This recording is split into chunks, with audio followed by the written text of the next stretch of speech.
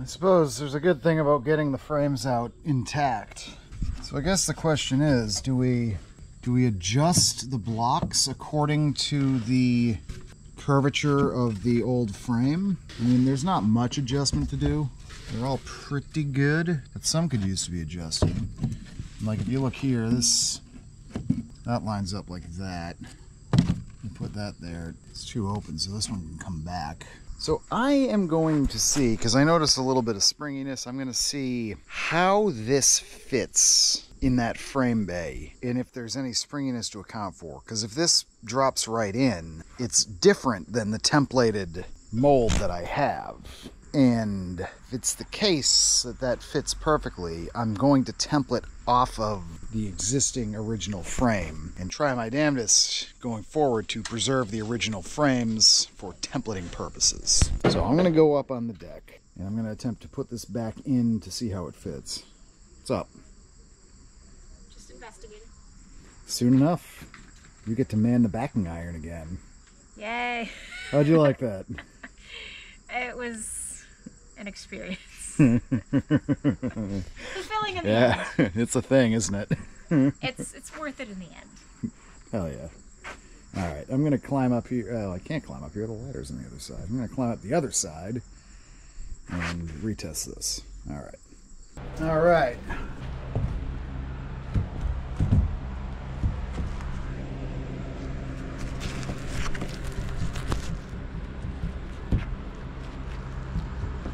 There's a little spring up here.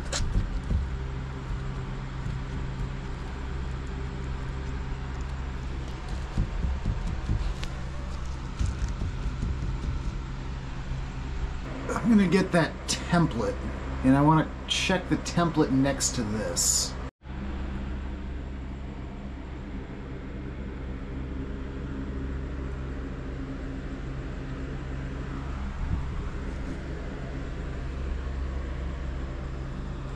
All right, interesting. So what that tells me is that the spring back, the little bit of spring back that the bottom of this frame has when you release it from the step, you can see it still is a bit springy. That accounts for a significant difference in shape. So I think we're just going to go with the template, because that actually gets us the final dimension of the frame rather than the dimension of a popped back steam vent frame. All right, let's anchor this frame to the stringer.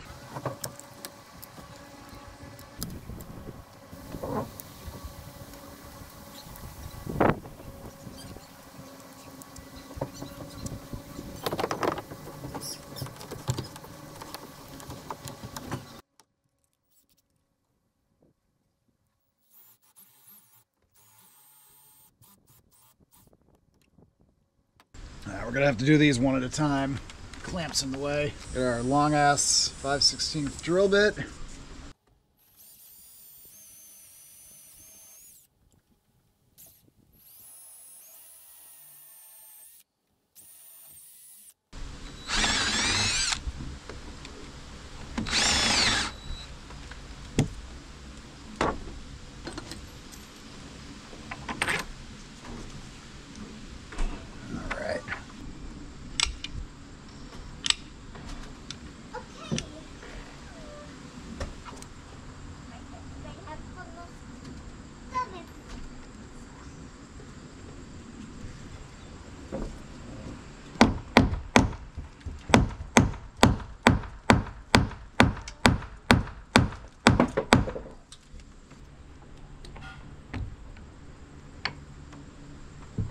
All right, take that ratchet. Yeah, just keep cranking on it. Starting to get pretty tight. Fairly tight. Give it one good crank. All right, good. Yeah, give it another crank. All right, yeah, we're good. All right, I gotta drill the other one out. No, that's anchored in place. All right, yeah, that's good. With Sika, you're supposed to clamp it down, let it cure for a little while, and then give it its final clamp down.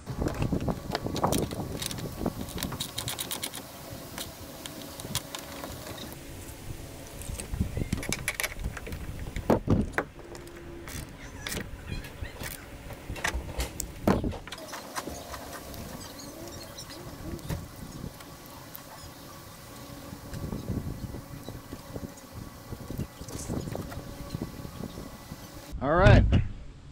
Nice. What's going on, guys? So today we're dealing with wood. I got this nice slab of white oak from a lumberyard in Hyannis, specialty plywood something or other. They're on Bierce's Way, and they said they'd order more rough sawn 8/4 white oak. What they got in was plain down 1.5 inch white oak, which it was nice stuff, but not what I need or want. And also they jacked the price up to $14 a board foot. This was $12.50 a board foot when I got it. That's probably the last white oak I get from them.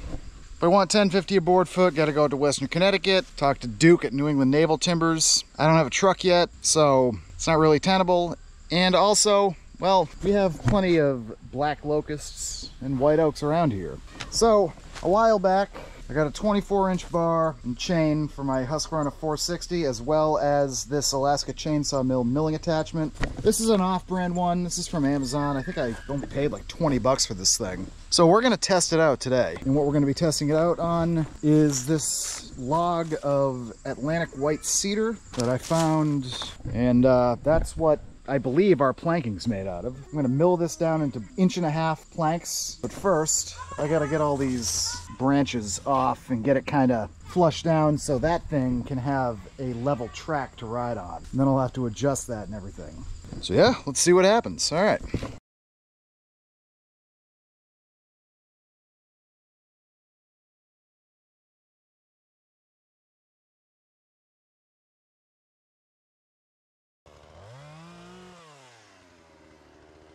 All right, took a while to get that adjusted. Cheapo Chinese imitation one. I might get the actual Alaska Chainsaw Mill at some point, as long as this works out well. So I've got that dialed into 1.5 inches.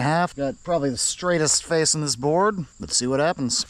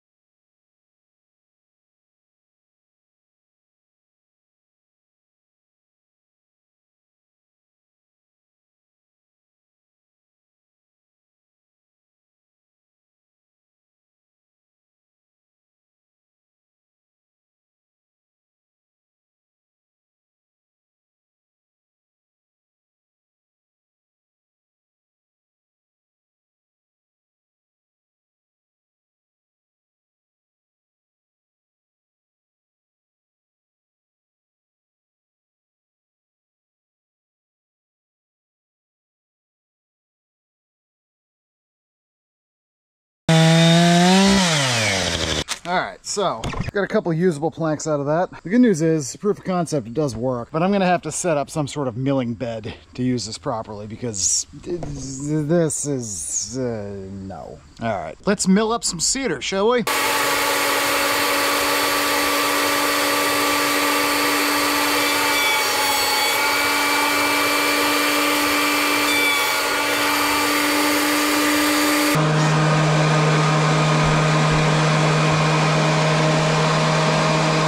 That was a rough board to clean up, but it cleaned up okay. For what we're going to use it for, scarfed pieces of fresh framing stock. Man, if this thing had smell of it, that Atlantic White Cedar smells awesome. Yeah, I think this wood would be a lot better if I actually had some sort of apparatus to hold it still while I'm milling.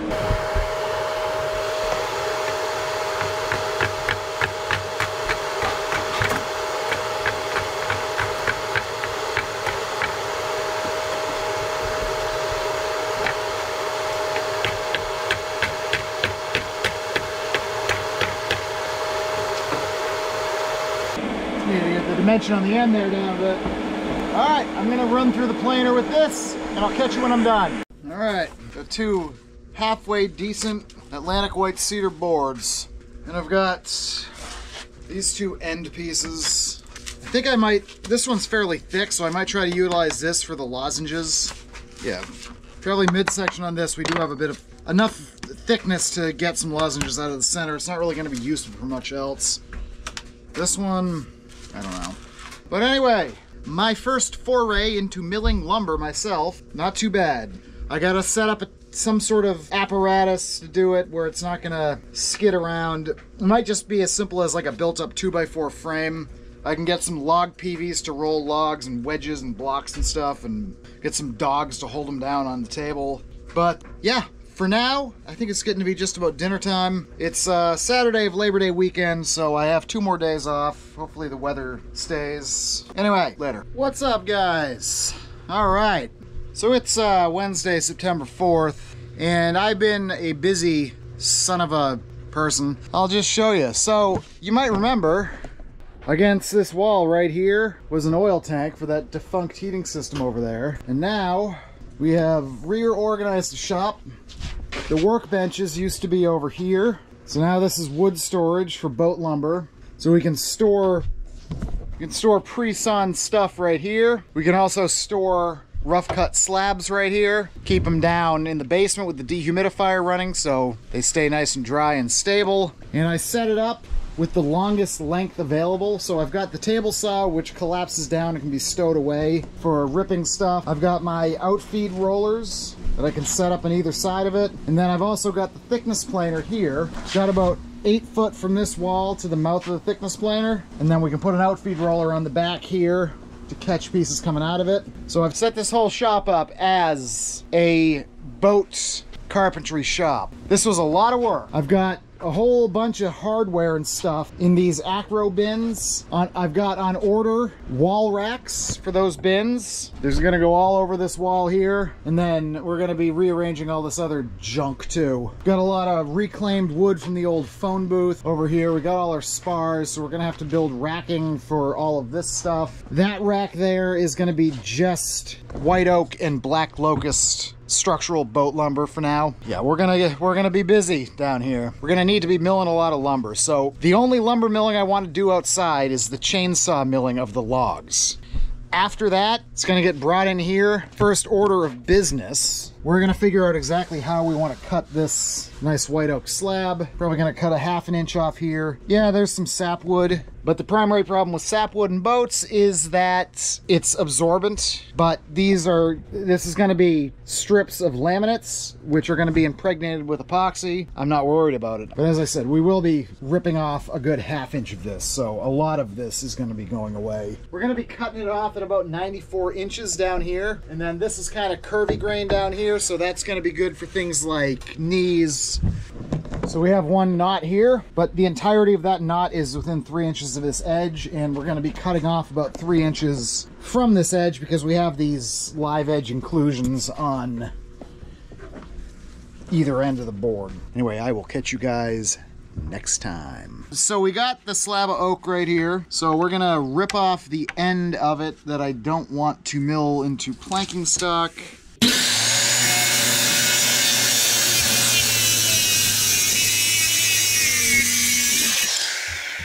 Definitely an arcing grain on this piece, but you can see, beautiful white oak. All right, this guy's gonna go over on our shelf of usable lumber, but not framing stock. All right, let's get the table saw set up and we'll rip her. Let's rip some oak, shall we?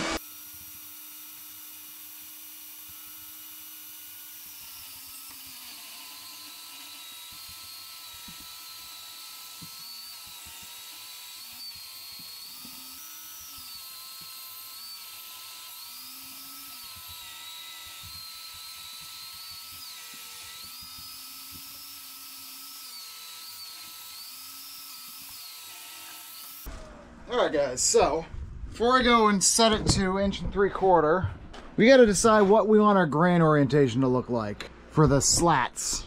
So I think we're going to do zoop, zoop, zoop, zoop, just like that, because otherwise they're just kind of going across the face of this, and I don't necessarily like that. So let's get the fence set to 1 3/4 inch.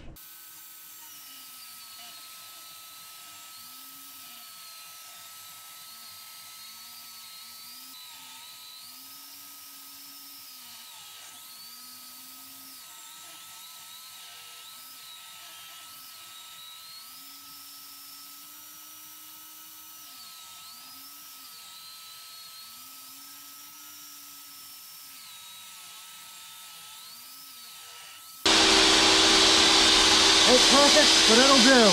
All right, catch you when I'm done. All right, that's it for this stage of ripping. If I go on another one, I'm going to hit this knot, and I'm also going to get a huge inclusion of that live edge stuff here. All right, I'm just going to get this bad boy set up to rip 1/4 inch strips and just start ripping these because I am just barely above 2 inches, and I want to get as many strips as I can off of these boards and account for that kerf thickness. And that's a thin kerf blade, but it's still right around 1/8. Little bit less than standard, but it's still...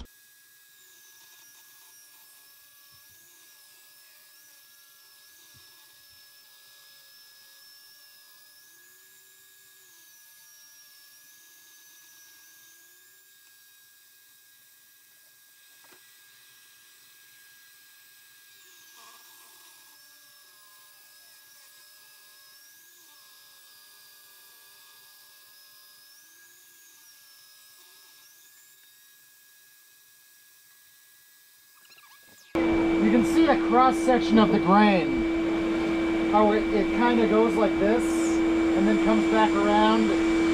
This is not good steaming wood, but we're laminating, so it doesn't matter.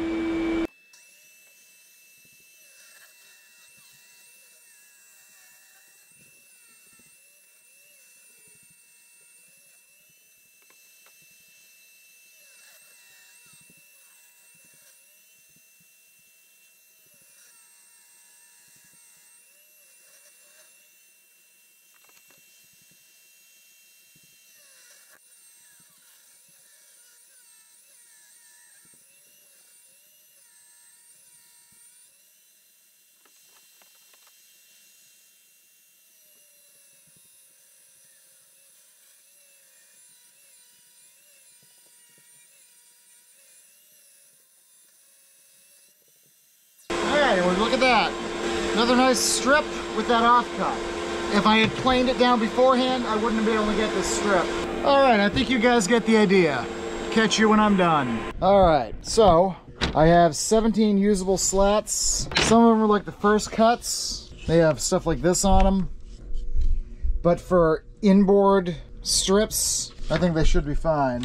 All right, I got two chunks left from that slab. So we'll cut those later. It's like 8:30 p.m. I gotta start getting ready for bed. All right, see ya. All right, guys, Saturday the 14th of September here. So what I'm gonna do today is, well, first of all, got the steam box loaded with 7 slats, boilers on. What I'm gonna do is I'm going to build a frame to go underneath this thing, just to make it more rigid and just generally better for what I'm doing. I've got 2 4-foot 2x on either end here, and I've got 2 8-footers, so I'm gonna put 45-degree angles on all of them and cut them.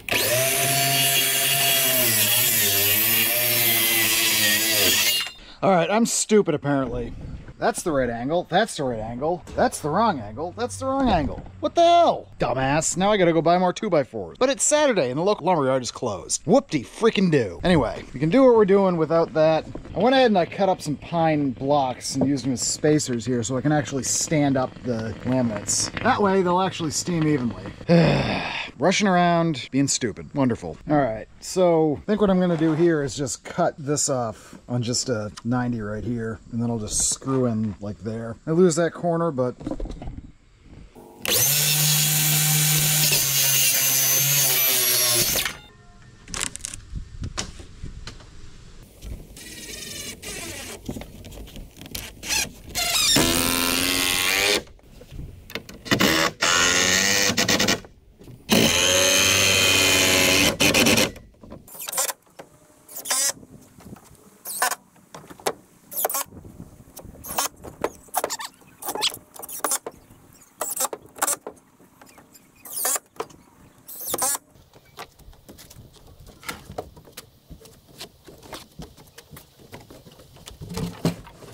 Alright, so I got this thing all revamped and reinforced, just waiting on Sharita, and then we're gonna pull laminates out and we'll do the same thing we did the last time you saw this. Oh yeah, and this, by the way, is the fresher oak, not stuff that's been sitting around forever, so this should be pretty nice. Alrighty. We've done this before, hopefully everything goes alright. I put spacer blocks in this time.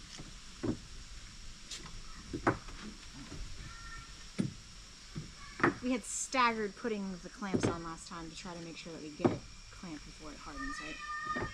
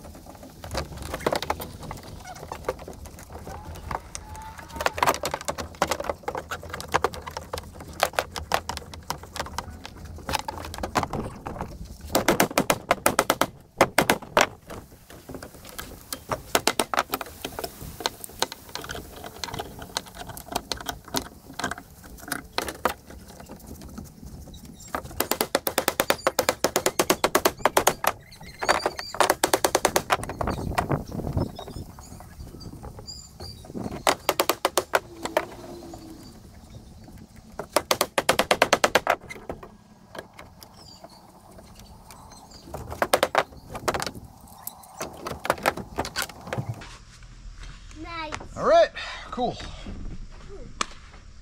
Number 2. All right. Frame, Edwin. Another frame. All right, so this is port aft 1. Frame steamed. Tomorrow we will hopefully epoxy it, and also I will take the router and hog out the pockets for the lozenges, and I'll see if I have enough lozenges, and if need be, I'll make some more out of that nice white cedar that I milled up the other day. Anyway, see you guys. All right, guys, well, that's it for this video. Thank you for watching. If you enjoy this content, go ahead and click that subscribe button and the little bell next to it to get notified every time I upload a new video. Go ahead and click that like button, leave a comment down below. It all helps. And don't forget, if you want to save 5% on your next order from TotalBoat.com, I'm an affiliate of theirs. Follow that affiliate link down in the description below. It helps me out, helps you out. I think the next video, we're going to be just past the 1-year anniversary of this boat coming home to my yard here. So November 6th is 1 year. So I think what I'll do is a sort of 1 year of boat work in 30 minutes type video, so that new subscribers can get update of where exactly we are. And at the end of that, I think you'll get a sneak peek of exactly where I am in real time. Again, thank you all for watching. Thanks for the support and all that good stuff. And I will see you on the next one. Have a good one.